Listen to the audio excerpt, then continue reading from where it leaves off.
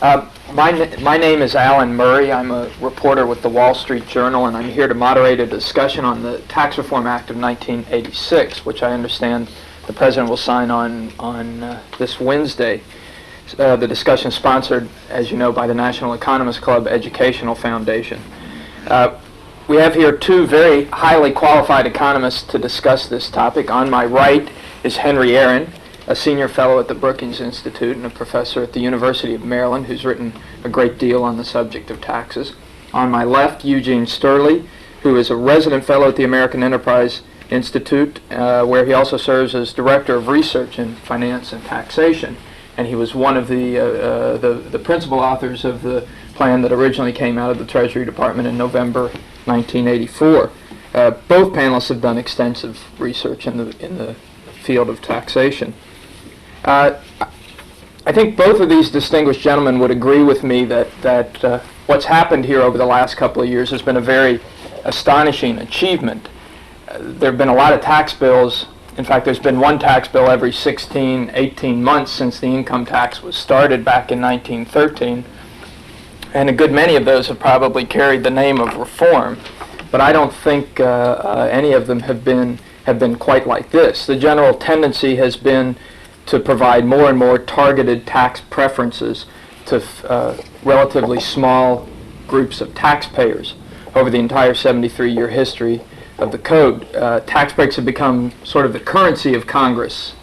That's something that senators and representatives like to give out as political favors, and they don't very much like to take them back. And now we have a bill that, in effect, over 5 years, cuts back or eliminates about $300 billion worth of tax breaks and gives that money back to taxpayers in rate cuts. As you all probably know, the top tax rate on individuals, the top statutory rate comes down to 28% from 50%, although some people will be paying a marginal rate of 33%, and the corporate rate comes down to 34% from 46%. I think from the perspective of political history, it's a very remarkable achievement. But I guess I'd like to start with you, Henry Aaron, as an economist. What are the pluses in this bill? What are the good parts of it, and what are the bad parts of it? Well, I think the three best parts of this bill are, first, the one that you mentioned. The reduction in marginal rates means that taxes will be a less obtrusive part of economic decisions by businesses and by consumers, by households regarding savings and investment decisions. Second, the increase in personal exemptions, the increase in the standard deduction, and the liberalization of the earned income tax credit remove from the tax rolls a large number of families that we officially classify as poor, but from whom we've been increasingly collecting taxes in recent years because of the failure to adjust those provisions. The third major achievement, I think, is the equalization of effective tax rates on alternative kinds of investments. We had managed, through the incentives that you described earlier, to create a system that grossly favored certain forms of investment over others in a rather capricious and scattershot way. The reduction was that our savings were not invested as efficiently, did not provide as much of a kick to economic growth as they might provide. This law moves us a long way back toward the principle that the market, rather than the Internal Revenue Code, should decide what we invest in, and I think that's a move in the right direction. As far as the steps back, despite the fact that we have equalized effective rates across categories of investment, we have also, to my regret, somewhat marginally increased the average effective rate of tax on investment income, and I think that is not a step that's desirable at this time. I wish that we had not done that, but I think that the pluses in terms of the improvements in the efficiency of investment that are likely to result from equalization of tax rates across types of investment will outweigh that cost. And in any event, we may not have a tax law every 16 or 18 months in the next few years, but I have a feeling that Congress has not forsworn amendments to the tax code. Gene, do you agree with that assessment? I concur with almost everything that Henry has said. The benefits of the tax law come about mainly through the lowering of rates and the expansion of the base. And many of those benefits come about even where the base is not expanded. That is, once one lowers tax rates, even preferences that exist become worth less, and therefore one has less of a distortion because of those preferences. I'd also add, in terms of the taxation of the poor, that we're talking about a very special portion of the poor population. That's really workers. The tax rate is lowered mainly for individuals who work, that is, people who receive their income in the form of taxable income as opposed to non-taxable income. And therefore I think this bill, in terms of the taxation of the poor, helps establish the right incentives for the working poor vis-a-vis the other poor. In terms of the bad aspects of the bill, I agree with Henry also that the cost of capital was raised, and it was raised slightly, and it was raised needlessly in my opinion. In addition, I think that there are a lot of complications added by this particular tax act that were, again, for the most part unnecessary. Many of the attempts to limit deductions that perhaps were viewed as uneconomic were not done by trying to measure income correctly, but by setting up a lot of very difficult and arbitrary rules with respect to minimum taxes and limitations on losses. And I think that's one of the cost of this bill, and I think we will see Congress re-examine some of those provisions again. You made the point that this benefits the working poor. Is it possible that for those who don't work, they may actually find that this increases the economic burden on them through an increase in rents or through anything else in the bill? Well, certainly, there's two groups I think we might examine. Unemployment compensation, for instance, is made fully subject to tax. So the disparities between those who work and earn, say, $10,000 a year and those who are unemployed and make $10,000 a year are now eliminated. However, the increases in the personal exemption and standard deduction are probably enough at that level that most unemployed probably will not, at low income levels, will not face much of a difference. Those unemployed individuals, say making about $20,000 a year in combined family income, may pay actually a little more tax, but they won't pay any more than another family that earns $20,000 a year. In terms of price adjustments, yes, there are some price adjustments. I think some rents probably will go up. Although in terms of the housing market, it's a little bit unclear. Certainly homeowners probably fare as well under this bill as they do under current law. I think some renters may see slight increases in prices. There will be price adjustments throughout the economy. Could I add just one point on that? It comes as a surprise to many people. It came as a surprise to me. Most of the poor have earnings.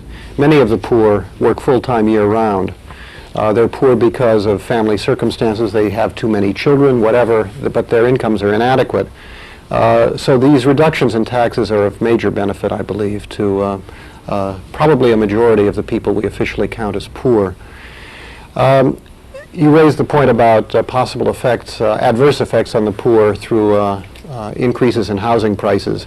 June's absolutely right. Trying to sort out how that's going to work through housing markets in cities as diverse as Phoenix, San Francisco, Austin, Texas, Pittsburgh, and Boston is a hopeless task, and the work that's been done suggests that there are radically different effects in different cities because of the nature of their housing markets. But I think this drives home an important point. If we want to promote housing for the poor, the tax system is an atrocious way to do it. Because it's a remarkably inefficient device by which we may improve the price, reduce the price marginally for a small proportion of all renters at the price of a distortion which causes a misallocation of investment and which results in windfall gains for a lot of other people who aren't poor. This is really a case of what Arthur Oken once christened a leaky bucket. We want to carry aid from those who are well-to-do or comfortably situated to those who are poor, but an awful lot of water leaks out of that bucket. If we want to help the poor have better housing, there are direct instruments, notably in the form of housing assistance in the form of rent vouchers or some other device such as that. A variety of administrations have experimented with these programs, and they've concluded that, I think, on balance, if one wants to provide direct housing assistance, that's better than trying to muck around in housing markets and distorting investment. Although it may be politically impossible in the kind of environment we're in right now with large budget deficits. That is certainly true, and that raises the point that in a revenue-neutral tax bill that withdraws the federal government from encouraging certain activities is really another form of budget reduction. Let me ask you. You raised the concern about the increase in the cost of capital. What do you see the effects of this tax bill being on the economy in both the short term and the long term? Well, I think that's a very hard question to answer. I'm going to not be like the one-handed economist that President Truman said he was looking for. We know the sign of the effect of an increase in the average rate of tax on business investment. That is, it will tend to reduce incentives to invest. What we don't know, however, is what is going to happen to the multiplicity of other influences on business investment, some of which are subject to policy manipulation. The most important, of course, is the interest rate. Jane Gravel of Congressional Research Service has calculated that it would take a drop in interest rates of about 0.8 of 1 percentage point to offset the effects on business investment of the overall effects of changes in depreciation, the investment tax credit, and the rate changes. That's not a big change. It is something which some would argue is within the control of the Federal Reserve. Another effect that we, I think, don't really know the consequences of will be what happens to U.S. competitiveness against foreign competition, both at home and abroad. I think there's a good case to be made that this tax bill will improve U.S. competitiveness, not directly through investment, but indirectly through its effect on the value of the dollar. If we increase the effective tax rate on investment, that reduces the attractiveness, both for U.S. investors and foreign investors, of U.S. assets, increases the demand for foreign assets, and that means it reduces the demand for U.S. dollars and increases the demand for foreign currencies. To the extent that that occurs, the slide of the dollar that's been occurring over the past year would be pushed a little further, and that would contribute to the competitiveness of U.S. firms. That in turn is good for investment. So which hand are you favoring here? Do you think it's likely to? The hand that I'm favoring is that on balance this is going to be a small effect on investment either way. Either way. There are some pulls and pushes. I think we're gaining something in efficiency, and whether the overall incentives are plus or minus, I think, depend on events outside the tax system. Gene, what about you? How do you feel about that? Well, I believe in the short run there may be a very slight detrimental effect to investment. I say very slight because the amount of shift, for instance, in tax burdens from individual to corporate sector is actually very small. It's on the order of about 0.5 of 1% of GNP. That translates to about $25 billion a year in terms of shift from businesses to individuals. One can compare that, for instance, with the individual rate cuts in 81 and 82 and 83, which were on the order, if you combine them over those 3 years, of over $100 billion. So the amount of shifting we're talking about is actually relatively small in terms of immediate macro effects on the economy. Now we talk about long-run effects, and then I think we can get getting more into the question of what happened to incentives. I do think the cost of capital went up slightly in this bill, which was bad. However, I think the net impact of the elimination of the distortions will far overwhelm the cost of the small disincentive effect. Henry mentions one reason this may occur is that interest rates may go down, and a number of economists argue this. But I've also examined much of what happened in the late 70s and the early 80s when we went through a period of stagflation, and it seems to me that one can make a good case that aggregate supplies of capital and aggregate supplies of labor, or if you want to, total factor supplies, really didn't go down in this period at all, and yet we seem to undergo a period of stagnation. And I believe a large part of the story behind that stagnation is that we really weren't getting these resources. We weren't really getting human resources as well as capital resources to their best uses. And I believe this bill, by reestablishing the principle that we want to allow resources to go to their best use, I think is going to, in the long run, really enhance the productivity of the economy. And therefore, I think the net impact over the long run will be very, very positive. Gene, you said the increase in the cost of capital was needless. What did you mean by needless? Well, one can go through a variety of estimates, but most individuals who estimated what would happen to the cost of capital and to the tax rates under, say, the Treasury plan and the President's proposal actually found that the cost of capital went down. Now, there's one debate that I want to dodge a little bit, and that is whether dividends make a difference. Some people believe dividends don't make a difference, and those people who believe that the dividend relief in those plans was unimportant, believe the cost of capital would have gone up. But if you believe that, one could still just exchange that dividend relief for rate reduction and have told the same story. It's very possible to take those bills as they were and have lowered the cost of capital. Again, depending on what you believe on dividends, you either do it by giving those dividends in the form of corporate rate reduction or you give the dividend relief. What happened as Congress went through its negotiating process is there was this tendency to give back to the business sector certain preferences which they were requesting.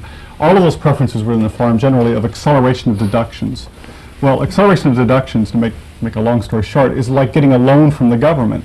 So businesses were getting back somewhat as compromises additional loans from the government, accelerated deductions, early write-offs of business expenses, write-offs they would have down the road. And what they traded for that was actually lower rates. They traded away dividend relief. They traded away indexation of depreciation allowances, which are closer to grants. Well, grants are worth more than loans, and when you have a revenue-neutral bill in a certain period, that is, you're only going to give away, or you're only going to change taxes by X dollars in a given period, it would have been much better, I think, for business to have been given, as I say, indexation lower rates than these additional loans. And that's how you could have lowered the cost of capital and still have been neutral within the estimating period. Doesn't that raise an issue, though? We have, because of the budget rules, the requirement that we estimate revenues over 5 years, and then what happens after that point doesn't really matter at all for the requirements. The current bill doesn't fall off a table at the end of 5 years. Revenues, I think revenue neutrality will be sustained, and there are even some indications it might be increased. To the extent that we trade it off in that direction, namely somewhat increased, reduced taxes in the years beyond through such a device as indexation, we might have created a fiscal problem a bit for ourselves out beyond 5 years. I think that's true. However, many of these loans were growing over time. So as I say, when one gets loans that increase over time, you can actually end up, you can make a type of trade that even over the long run, at least counted on an annual basis, you come out ahead. Do you both agree that the bill as it's now put together, if you get beyond the 5-year budget period, still looks revenue neutral, doesn't add to the budget deficit? I haven't looked into that carefully. The rumors that I've heard are that we don't have a severe drop-off at the end of 5 years, but I have not. I think that's probably correct. I should say that once one gets beyond 5 years, the estimating becomes extraordinarily difficult. I tried in Treasury 1 to even get resources to estimate beyond 5 years because I wanted to know what was going to happen. And there simply weren't even the resources available at that time, much less later on when the political process moved even on a faster track. Let me ask you, Henry, we reporters commonly refer to this tax bill as increasing corporate taxes by $120 billion over the next 5 years. What does that mean? Who's going to pay that tax? Where are we going to see it show up? Will it show up in prices? Will it show up in higher taxes on shareholders? Where does it come from? Economists argue about that very question. I think on balance the consensus in the profession is that it'll be reflected in lower returns to owners of capital in some proportion among dividend recipients and owners of other forms of capital. The key point, however, is that the cliche that is frequently heard, taxes on business do fall on people. They're not taxes on things, namely corporations. They are taxes on the owners of corporations. The fact that the added tax on corporations does eventually get paid by individuals casts a rather different light on the effects of this bill on distribution from that commonly reported as a result of estimates put out by the Congressional Joint Committee on Taxation. They report that this revenue-neutral bill somehow cuts taxes for every income bracket, and of course the reason that happens is that they are focusing on the personal income tax, which will be smaller in amount for every income bracket.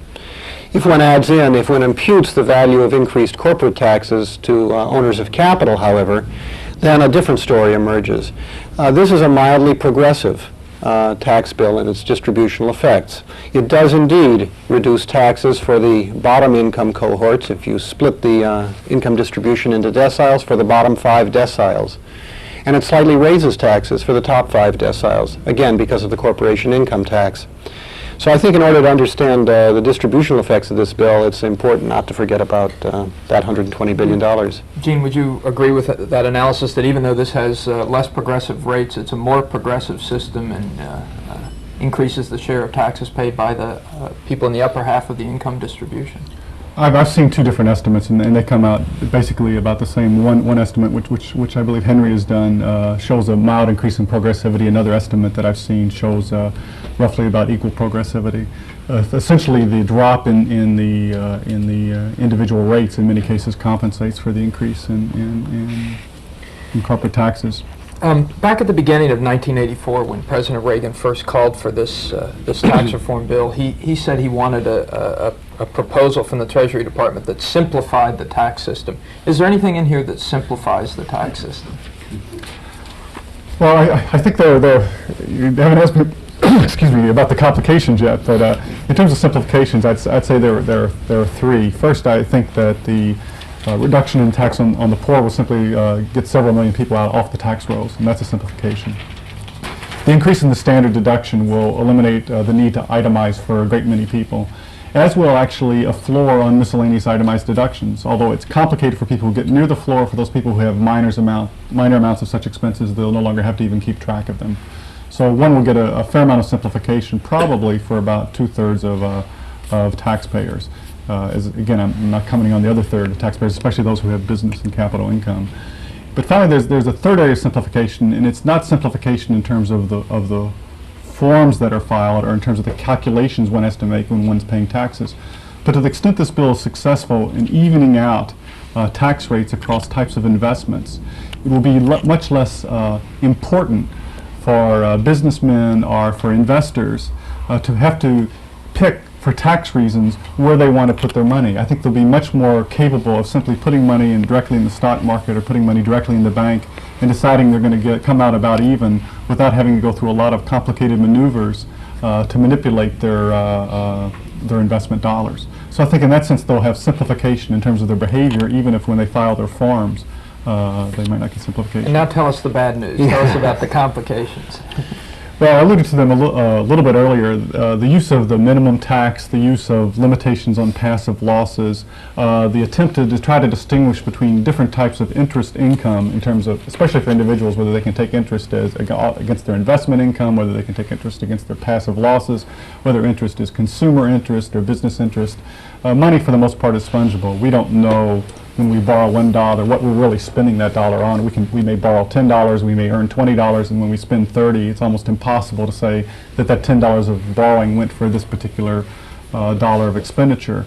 These attempts to sort out the interest deductions, to sort out what is a passive loss and what isn't a passive loss are going to create a lot of complications. As I say, they're practically all in the area of capital income and business income.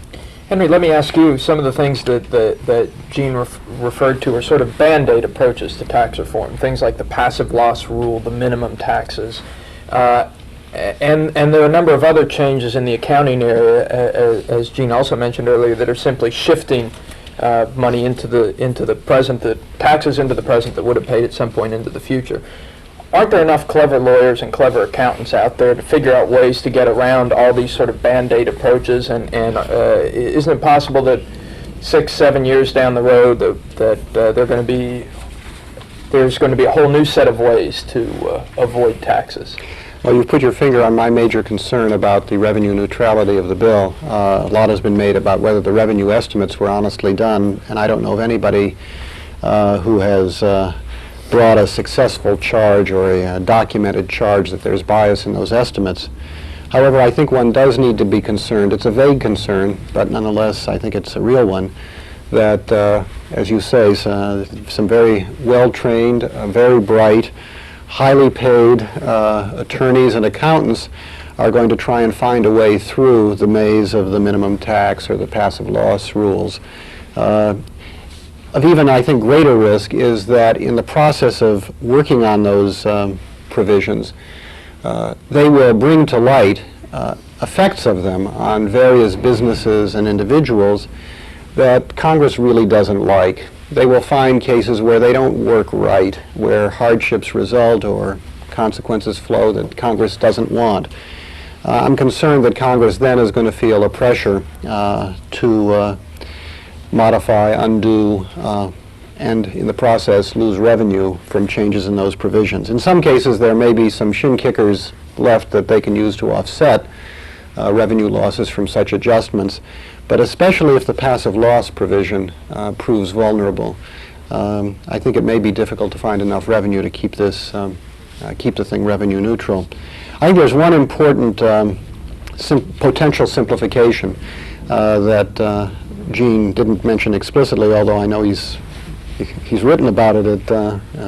Much of what a lot of us know about it comes from what he's written, and that is the repeal of the exclusion of 60% of long-term capital gains. If investors come really to believe that that's going to stick, then that is a potential simplification, along with the limitations of various kinds on the development of tax shelters, because one of the major complexifying aspects of the tax code that leads people to structure their transactions, as Gene suggested, to avoid taxes rather than for other economic objectives, has been specifically to convert ordinary income or short-term capital gains into long-term capital gains and thereby avoid 60% of the tax to which they'd otherwise be liable. Is it going to stick? Do you think we'll see that reversed in the next 5 years? I think there's a generic question as to how well the tax bill is going to stick. And my own view on that is that the events have very little to do with tax policy, but more to do with the future of the economy. If we see a strong economy in the next few years, perhaps even if we just don't see a recession, then I think it's going to prove very difficult to make any major modifications in the tax bill. We have a large deficit. Most of the modifications people would be going for would be revenue losers. The discipline of the deficit, which isn't going to be gone in the next 2 or 3 or 4 years, I suspect, is going to make Congress very careful and cautious about giving ground. If we run into a recession, however, especially if it happens next year, I think the tax bill will get blamed for it, whether it was responsible in fact or not, and at that point Congress is going to fall all over itself, trying to make amendments, restore provisions, provide a variety of incentives of one kind or another. Perhaps I'm overstating the case, but that's what I'm worried about. Gene, I've looked at a lot of polls that have indicated that the people in this country have no objection at all to using the tax code for various social and economic goals. And there are a lot of institutions that have come to rely on charitable deductions that feel like they're going to be hurt by this tax bill. Institutions that I think most of us would agree are valuable institutions like the Brookings Institution or the American Enterprise Institute, as well as universities, charitable welfare services, and so forth. Is this really going to hurt those people, and is that something we simply have to put up with? The argument that charities will be hurt comes about mainly from one simple argument, and that argument is that if you lower the tax rate, the price of giving goes up. That is, it's all of a sudden the benefits or the value of the deduction for giving a charitable deduction goes down. That's the principal argument that's made in terms of the impact on charities. As an economist, I do believe prices make a difference, and therefore I do think that there probably is some impact, and my own work tends to show, at least at high income levels, that prices do make a difference, and you probably will get some small decline in charitable giving. However, I think again that that's somewhat of a short-term effect. I think most of what we know about charitable giving is that taxes do not dominate the decision-making process, that most other factors are far more important, so it's going to be hard to actually sort out how much difference taxes make. In addition to which, I think that the long-run trend of the current law, the law before the Tax Act, was actually to decrease charitable giving. And I say it for this reason. The current law, or the previous law, essentially encouraged individuals not to recognize their income in the first place. So the charitable incentive only applies to income that's recognized. I examined, for instance, a group of fairly wealthy individuals, individuals with wealth of about 10 million or more. And it turns out that they only recognized about 2% of their income. That means they recognized about $200,000. Can you just explain a little bit by what you mean by what they chose to recognize? Well, For the common taxpayer, income from capital might represent income from a savings account. So if you would put $10 million in a savings account, you might get back 8%. You'd recognize about $80,000 in that's right, 80,000, 800,000. I'm sorry, $800,000 in income. Whereas the choice to recognize capital income for an individual is largely discretionary. One cannot recognize capital gains. One can get into tax shelters and offset a lot of one's income that way. And so in effect, one can avoid recognizing this income in the first place. So wealthy individuals tend to hold those assets or invest in those shelters that prevent the recognition of income. So again, we have these individuals, say, with about $10 million of wealth, not recognizing $800,000 of income, but on net recognizing about $200,000. A lot of it, I think, induced by the current tax code. Then the limitation, there are certain limitations already, or I should say the old tax code, in the old tax code, which say that you can only give, say, 30% of your income away in appreciated property. So that means 30% of $200,000 makes about $60,000. So here's an individual with $10 million of wealth, and the maximum incentive that he or she has to give away out of that wealth under the income tax is only $60,000 already. So the current tax system largely discourages the recognition of income. I think the new tax system will move away from that and will allow individuals to recognize more income in the first place. So they will have more income against which the charitable incentive will apply. So you're saying there might not be any negative effect on charitable giving? I actually think the long-term impact will be positive. Do you agree with that, Henry? I think the argument that Gene makes is a very interesting one, and I really don't know. It just seems to me that there are two aspects to this charitable giving argument that one needs to keep in mind. As far as the effects of rates, whatever they may be, on the incentive to give, to argue that this is a regrettable effect of the tax reform is in effect to argue that we shouldn't cut rates because in so doing we make less valuable any deduction whatsoever. The price of tax reform is exactly that at the margin deductions are not going to be worth as much. And I think it would be a poor argument if we turned it around to say that we advocated higher tax rates because it would improve incentives for charitable giving. One would say this is sort of crazy. A very tiny stub of a tail is wagging an elephant. Further, there's a second aspect of the tax bill, however, which affects charitable giving. Its effect is, I think, vastly smaller than the one to which Gene makes reference, but much is made of it. One is going to have to include in the tax base for the minimum tax the proportion of the value of charitable deductions on which income tax has not been paid previously. And for some kinds of charitable groups, this may have an effect, notably in colleges and universities that go out to wealthy alumni or alumni, trying to encourage them to make gifts of appreciated stock and so on. One can imagine there would be some effects. My own reaction to it is that the current tax treatment is so outrageous that it's hard to see how one could defend the practice of allowing people to say generate $1 million of income which they have the discretion to use as they wish, never pay tax on most of that, and then not only that, get a deduction on top of it for donating that. That strikes me as just screwy and inequitable. I've always felt that as far as charitable giving is concerned, it would be desirable if that a dollar of charitable impulse should be equally encouraged by people in different economic circumstances. I have a bias toward a credit, although I recognize there's some arguments against that as well. Henry raised an interesting issue, which is always fun in analyzing how people or different interest groups come out in terms of the tax reform, and that is there are a number of both businesses and individuals who benefit very much from their deductions, and a deduction is always worth more the higher the tax rate.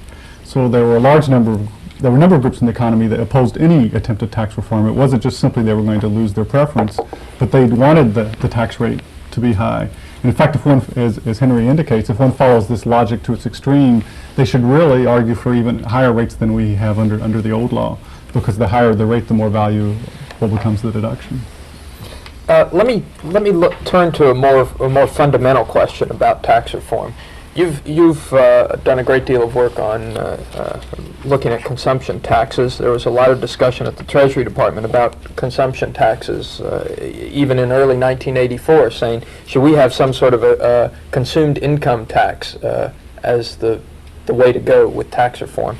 Is that the direction they should have gone in? Should the tax base be consumption rather than income? I think there are a number of considerations that are somewhat practical in terms of internal dynamics of generating a proposal of really radically new structure with the time and resources available. Gene can speak to that on the basis of hard experience. The other is the desirable structure for the tax system. My own view is that the right base to tax is income. I think the current income tax does not correctly define income measured over a person's lifetime, and that a correct definition would look more like what some people call a consumption tax, but it wouldn't go all the way there. One would tax, if one wanted to tax lifetime resources available to a person, what they consumed plus what they gave away or bequeathed. That represents total lifetime income. In other words, I think for an effective tax on income, one requires a combination of a jointly articulated system of taxes on expenditures plus one on gifts and bequests. I would have preferred to have seen us go that way. It seems to me that that does give us a better measure of lifetime resources. I think such a system would in fact be able to maintain the same distribution as the current distributional effects as the current tax system does, if that were our goal, and it would do so in a more equitable fashion. The problems that arise are, in my judgment, substantially administrative, and they are not trivial. And on that issue, I think I best stop, because if you got us into the subject of administrative issues, everybody here would go to sleep very quickly. But I would like to get you to elaborate just very briefly on how your ideal tax system would work. I mean, practically, what would you be taxing? My ideal tax system would tax the net cash flow of the household on an annual basis, where one adds up everything that the household receives in the way of cash and subtracts everything that the household saves net in any form whatsoever, with certain exceptions for items that might be called savings but really represent personal consumption. Any borrowings would go into the tax base, correct. and any savings would come out of the tax base. That's correct, and loan repayments would. Gene, how do you feel about that? Well, I believe that if a consumption tax had been proposed instead of an income tax, politically it would have been dead in the water. I think that's right. And I think Henry might know. Henry does agree with that assessment. I also believe that an income tax, for those consumption tax theorists, a better income tax is a step on the way to a consumption tax. One example of this might be, and it's something that did not pass in the current bill, but indexing of interest was something that was originally proposed in Treasury 1. Indexing of interest would effectively deny the deduction for about 1/3 of interest payments, and then deny the inclusion of about 1/3 of interest receipts and income. A consumption tax goes all the way to denying all deductions for interest. So here's an example where an income tax is a step on the way to a consumption tax, and that in itself was killed. So again, that speaks to the political possibilities of moving towards a consumption tax, such as including all borrowing in income.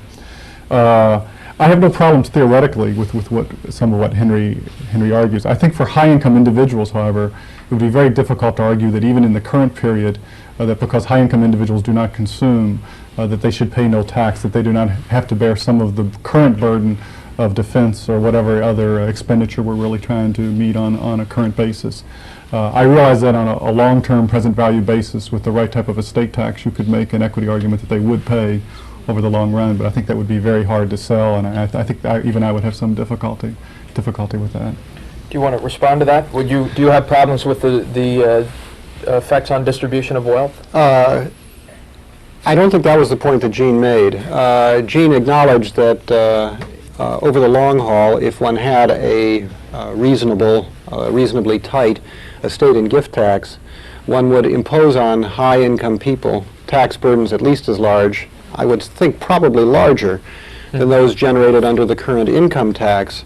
The point that Gene was making is that popular perception, and I think his preferences require that we take the money now rather than wait for it later.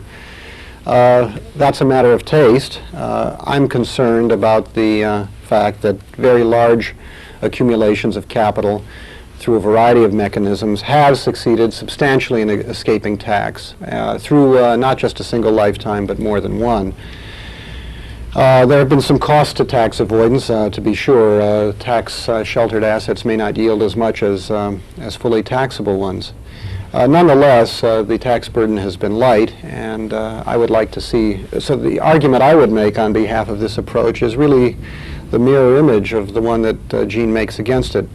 I think that if one imposes an effective transfer tax on shifts of assets from one generation or one person to another, in combination with a well-designed tax on current consumption outlays, one would end up with probably a more progressive tax system, certainly a more equitable one. Although I recognize that many people are not willing to wait for the tax collector to get his due by and want it done right now. Yeah. All right, well, why don't we open it up to questions from the audience. Is someone collecting these cards, or how are we doing this? I'll give flyers to other people who might want them.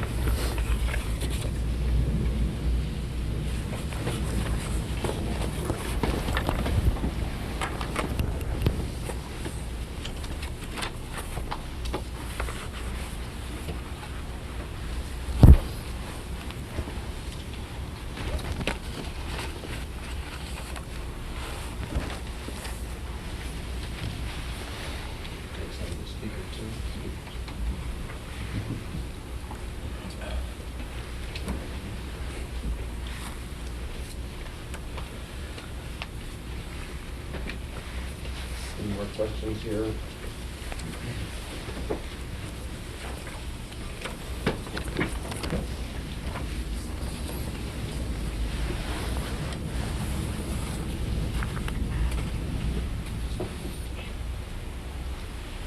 Okay. Okay. We've got a couple of questions here on savings, how this tax bill will affect savings by households, businesses, and others. One of the questioners points out that it cuts back the individual retirement account for many taxpayers. Henry, what do you think the effect on savings is going to be? Again, I think the effects are likely to be small. Let me start off by saying that I think an increase in the national savings rate would be a desirable development in the United States.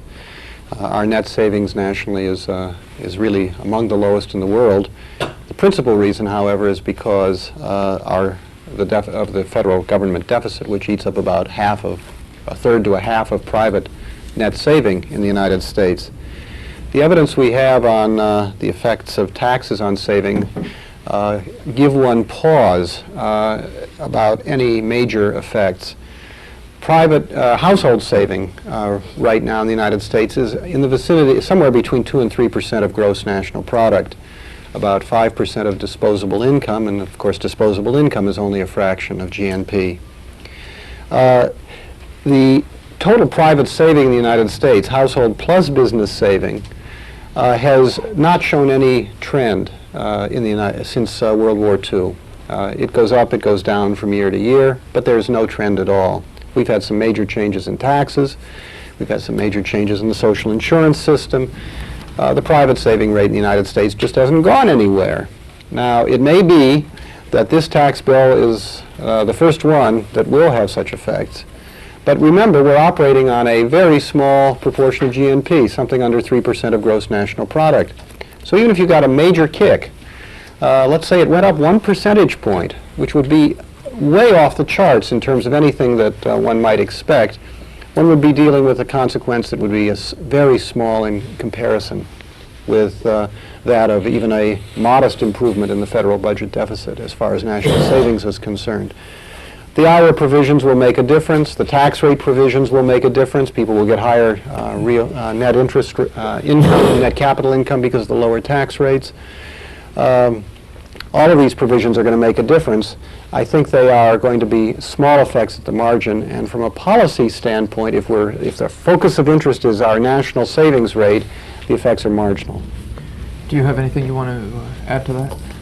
We attempted in numerous tax bills throughout, I think, the post-war era to establish saving incentives. In fact, it almost became a standard that every tax bill was going to have a saving incentive in it.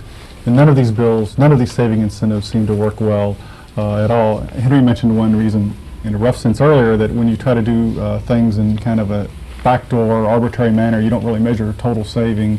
You often end up losing most of your revenue cost without really getting much of an impact. And in this case, for instance, an individual can put money in an IRA account and then can walk to the next window in the bank and borrow the same amount of money, and there's really no saving at all. So I'd say the tax bill is probably roughly a wash in terms of its impact on saving. But like Henry, I do worry very much about total saving, and I think to deal with that issue, we really have to get at the deficit issue. It turns out that we're borrowing a great deal from abroad, and that's one reason why our saving rate is so low. Okay, we have another question about the passive loss, the anti-tax shelter provision in the bill, which appeared on the Senate side, and I guess hadn't come up before that. The question is, will this have a large impact, especially on real estate investment, and is it justified on the grounds of equity, efficiency, both, or neither? I think it'll have a modest impact upon real estate, but mainly through its impact upon commercial buildings. However, I'm not so sure it's just the passive loss provision. It ends up that, as I mentioned earlier, Congress went through the back door several times to get at what they thought was an overinvestment in such things as commercial structures, overinvestment in tax shelters. And one provision was passive loss provision, one was the minimum tax provision, one was a limitation on interest deductions. They went at it several different ways, and you could take off one of these provisions and the other one still might have a major impact. I think it's justified partly in terms of equity, that in many cases these real estate investments were in what were commonly called tax shelters. That is, they were in investments that were generating negative flows of taxable income to individuals. They were taking these negative flows of taxable income, offsetting not only other capital income but wage income, in many cases zeroing out their income altogether. And indeed, there was I think an article in Fortune about a year ago where 3 individuals were bragging how they had invested in real estate and effectively reduced their taxes to zero. So there was a large perception that the equity issue had to be dealt with. But I think in efficiency terms, I think that this is actually one of the major benefits of the tax bill. Many of these types of shelters were in assets that I will call unproductive. That is, they were assets that were yielding less to the economy than they cost. And if they're yielding less value to the economy than they cost, then they're really not producing much of a return. And that gets to, I think, one of the questions you asked earlier about the impact of this bill on gross investment. Even if gross investment stays about the same or goes down slightly, if that investment goes towards much more productive assets, then we're way ahead. Okay. Henry, there's a question here about the large pool of money that's now invested in tax shelters and other tax-advantaged investments that is going to be looking for a home after the president signs this tax bill into law. Where will that money go? Will it boost the stock market in the face of rising capital gains tax rates? I think Eugene, in effect, gave the answer with the last part of his response to your previous question. Tax incentives were channeling investment into activities with very low economic rates of return, sometimes even negative ones that were costing the economy output. Removing tax incentives that caused those flows will allow those funds to flow to other investments, technology industries, perhaps to some degree to the heavy manufacturing industries, which are, I think, going to be indirect beneficiaries because they are going to be in a much better position relative to other activities in the economy to compete for a limited flow of savings that is available each year. The real issue is going to be whether we pursue a combination of fiscal and monetary policies in a macro sense, that is in the totals, to encourage a high employment economy. And if we do, then the market's going to take care of that problem very nicely by moving resources from previously tax-favored activities into other activities that previously had to carry perhaps more than their fair share of tax burdens. Okay, Gene, there's a question here about the increase in the tax rate on capital gains. You had said earlier that this tax bill would encourage recognition of income. The question is, will the impact of taxing capital gains at the higher tax bill rate be to encourage non-realization of capital gains? I think by itself the capital gains provision will discourage capital gains recognition for long-term investors. I should actually say for medium-term investors. Many long-term investors would hold on to capital gains till death.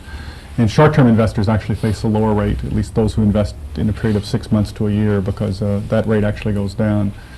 So it's really medium-term investors that will probably have a deterrent to their recognition of capital gains. And I think there's no doubt that this tax bill will discourage some amount of recognition at that level. How this all adds up when you add the three categories together, I'm not quite sure. There's a related question here as to whether the increase in the capital gains rate and the bill as a whole will be bad for venture capital. I think it's a mistake sometimes to think of venture capital as benefiting only from capital gains provisions. Venture capital, for instance, when it sells its assets to the marketplace, the people who buy those assets are also influenced by the total future taxes that they pay. So one doesn't really want to look just at the capital gains tax that's going to be paid by the venture capitalists, but by the whole trend of taxes all the way down the road by the future owners, because what the future owners are going to pay to the venture capitalists to buy that stock will depend upon their tax rates as well. In addition to which, I think the idea of venture capital as being only that type of capital that's being, say, bought in the current period and being sold 7 years down the road by very wealthy individuals is I think is a misstatement of what venture capital is. Venture capital is all capital in some sense is venture capital because it entails some risk, and there are various forms of risk capital that are actually favored under this bill. On net, do you think it will be good, bad, or hard to say? As I say, I think the net impact of the bill will be to favor efficient investment, and I think since all investment entails some amount of venture and some amount of risk, we will get better venture capital. But whether there's some group of investors that are going to find themselves a little worse off, I couldn't speak to that. Henry, there's a political question here. The president last week signed a fairly broad tax to fund the Superfund. What's the significance of that tax? Do you think Congress will be tempted to extend it to help fund the budget deficit? I think the significance of it is that when the president sees 80-plus senators and a clear veto overriding majority in the House on a position, he sometimes is going to go with the flow. He's demonstrated that when confronted with overwhelming political force, as he said, even if his feet are in concrete, the concrete can crack. I don't think Congress is going to have much scope to extend either the tax that's used for the Superfund bill or other revenue sources because of President Reagan's declared and I think bound to be effective opposition to any major tax increase. They probably will play around with trying to find some small additions to revenue next year, but I would think that those numbers would be modest, and that in terms of any major change in tax rates, either through the personal income tax or through major other revenue sources, the chances are as close to nil as anything that we're likely to live through. Gene, there's a question here that says, as I understand it, the revenue neutrality of this bill has been calculated on the assumption that taxpayers will not alter their existing behavior when the tax laws change. Let me ask you first of all, is that a correct assumption? No, it's not. It's partially correct. The revenue estimators have a great deal of difficulty estimating all behavioral changes. So the ones they estimate they're most likely to estimate are those where they think they have some information. They may have some information, for instance, on capital gains recognitions. They actually did assume in the revenue estimates that recognitions of gains would go down. Now, maybe not by as much as you or I might assume they would go down, but they did make this assumption. In addition, a couple of revenue estimators have actually indicated to me that when they dealt with provisions such as passive loss provisions and minimum tax provisions, they actually did assume that individuals were going to change their behavior, and they assumed, for instance, that whereas in a static estimate would produce $100 million of change to this particular estimate, they assumed that one way or the other individuals were going to find a way around it, and so they reduced that estimate by 50% or 60%. They've indicated to me that they were fairly conservative in that estimate. There's actually an effect in the opposite way as well. We talked about lawyers and accountants who were able to find ways around the bill. I remember one fairly high-income lawyer who indicated to me that he was planning on recognizing more income. He thought that a 28% tax rate was about as good as he was ever going to get, and so his incentive was to recognize income quickly before the rates went up in the future. Okay. Well, we haven't gotten through all the questions, but I guess that's about all the time we have. So thank you very much for coming here, and thank both of you for explaining this so well to us.